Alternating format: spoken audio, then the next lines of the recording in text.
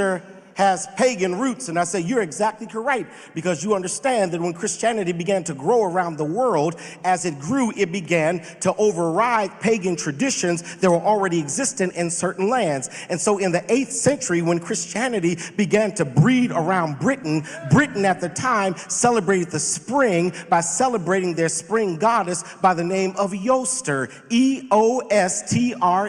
And when Christianity became the national religion of Britain, they assumed Eostre, which then became the term Easter. And so Easter ain't nothing other than the name they gave to the spring coming of the resurrection of Jesus Christ. Go on, teach Howard John. He said, I don't like the dating. I don't like the term Easter. And he said, Easter, resurrection, has nothing to do with bunnies and painted eggs. I said, you are exactly correct. Let me tell you how that came about.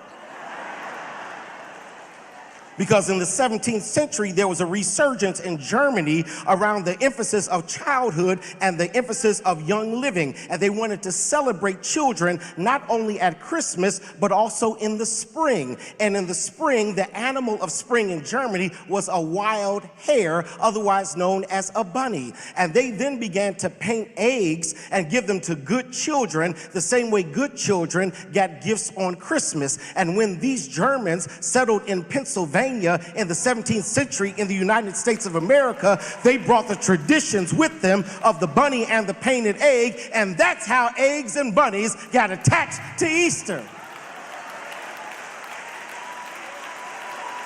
I said, brother, but don't get it wrong.